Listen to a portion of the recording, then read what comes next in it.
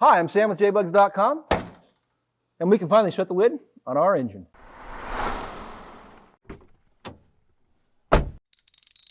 Our 1971 Super Beetle project is nearing completion, and with the engine installed in our last video, we can now get the deck lid installed. We start by sliding the deck lid hinge threaded plates into the body at either side. Then the deck lid brackets can be installed with the reinforcement plate sitting over the top of the bracket. Bolts are set into the ends of the bracket and threaded in loosely to the body at either side. Then the bolts on the sides of the threaded brackets are threaded in loosely. Once the 3 screws at both brackets are threaded in, the brackets are pushed all the way towards the front of the car, and the bolts are tightened. Now, the deck lid spring can be installed onto the deck lid. There are a few different springs used through the years. Later model, dual pivot springs like ours, install at the upper 2 holes on the deck lid, with the spring coiled towards the outside of the car. Just as there are a few different springs, there's a few different ways to install the deck lid and the spring. I set the long end of the spring in place at the body tab, and then push the deck lid down into place with the hinges on the back side of the brackets. The tension of the spring will hold the deck lid in place while we grab the bolts. The hinge bolts are threaded in loosely, and with the deck lid set in roughly the middle of the adjustment, all the bolts are snugged down.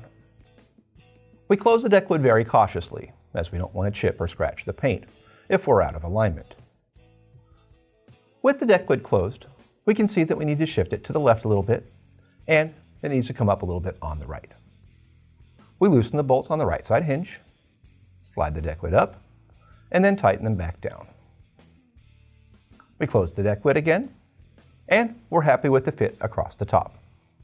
Now, we can work with shifting the deck lid to the left.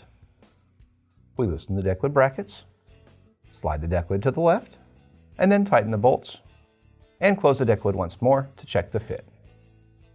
The gap at the top is even, and the body lines at either side are even, so we can move on and install the deck lid latch.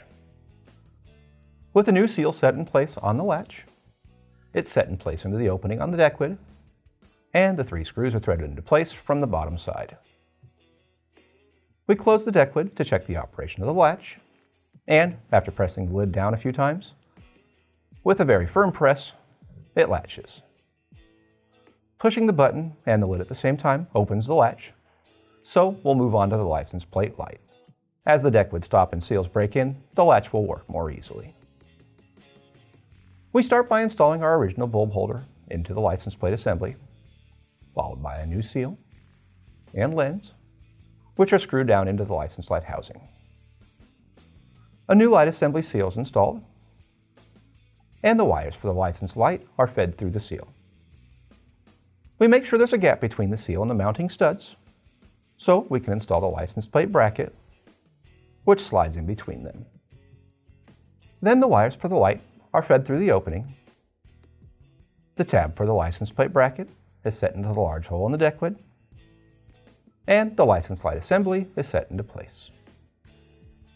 Washers and nuts are installed on the studs, tightened down, and the license plate wires are looped around the deck lid tab.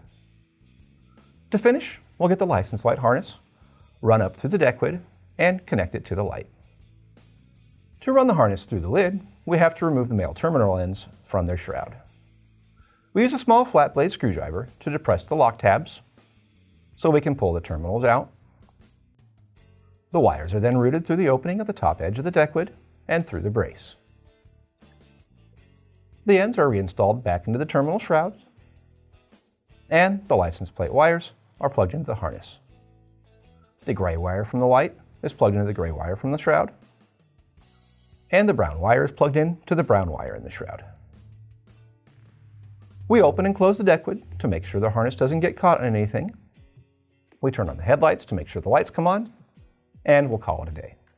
Thanks for watching. You know the spiel. Click the like button, make sure you subscribe to our channel, and of course, when you need parts for your vintage Volkswagen, you know where to head. jbugs.com.